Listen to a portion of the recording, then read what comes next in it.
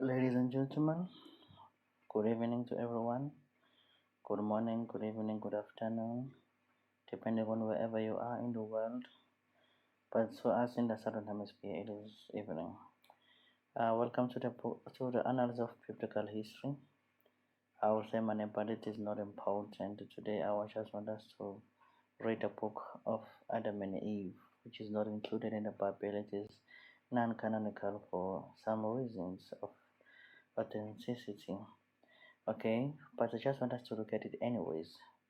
Right now, I'm just viewing my YouTube channel, and I've been talking about Adam and Eve for quite some time now, as you can see on my video on my YouTube right here.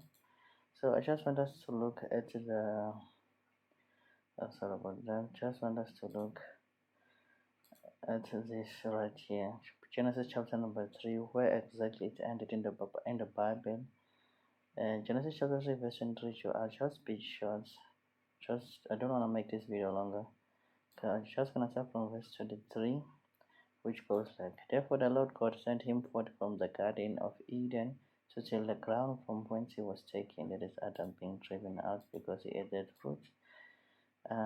Verse 24. So he drove out the man, and he placed at the east of the garden of Eden cherubims and a flaming sword which turned every way to keep the way of the tree of life, as we all know from the Bible, and it ends there. Chapter number 4 doesn't continue on like what happened after, as you can see. Oh yes, this is but it doesn't get into details exactly like what exactly happened the day after they were kicked out. Okay, so go to the book of Adam and Eve online. You can also go to it. Just go to the Forgotten Books of Eden. Scroll there, you'll find something. You'll find this book right here. So it goes like the crystal sea. God commands Adam, expel from Eden to dwell in the cave of treasures. The cave of treasures, as you all know, I've been talking about it in my shorts in YouTube. Just go there, you'll find out more details about the cave of treasures. But just gonna read chapter 1.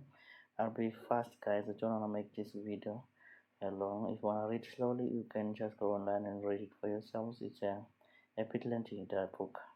Okay. It goes like this. Verse 1. On the third day, God planted a garden in the east of the earth, on the border of the world eastward, beyond which to watch the sun rising.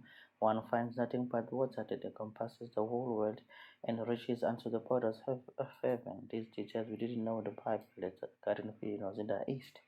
Okay, verse 2. And the north of the garden there is a sea of water, clear and pure to the taste, like unto nothing else, so that through the clearness thereof one may look into the depths of the earth. This also, verse 2, we do not know about it. Verse number 3. And when a man washes himself, then it becomes clean, and of the cleanness thereof, and white of its whiteness, even if you were dark. We didn't know about this. That even if you were dark detail, I don't know, maybe it's a metaphor. It doesn't speak about the skin color, but maybe about the dirtiness of the person or about the uncleanness of the person spiritually. I do not know, but I don't think it speaks about the skin color. Okay, but you can get to your own conclusion about it. I do not know. Okay, verse number 4. And God created the sea of his own good pleasure. Okay, verse number 4. Okay, let's go to verse number 5. I just want to go to the rest of the more detailed ones. But when God made them go out of the garden, he did not place them on the border of it northward, lest he should draw near to the sea of water. And he and Eve washed themselves in it, be cleansed from their sins, forget the transgression they had committed, and he no longer reminded of it in the thought of their punishment. Exactly. These are the details I want you to see, because they are not included in the Bible. Then again, as to the southern side of the garden, God was not pleased to let Adam dwell there, because when the wind blew from the north, it would bring him on that southern side the delicious smell of the trees of the garden. We did not know about this also, the north wind. Okay, wherefore God did not put Adam there, lest he should smell the sweet smell of of those trees, forget his transgression, and find consolation for what he had done. Take delight in the smell of the trees, and not be cleansed from his transgression. Exactly. It makes sense though. Okay, verse 8 again, also because God is merciful and of great pity, and governs all things in a way he alone knows. He made our father Adam dwell in the western part of the garden, because on that side the earth is very broad. We did not know about this also. Okay, the last verse number 9. And God commanded him to dwell there in a cave in a rock, the cave of treasures below the garden. We know about the cave of treasures, where Adam and Eve dwell as they were kicked out of the Garden of Eden.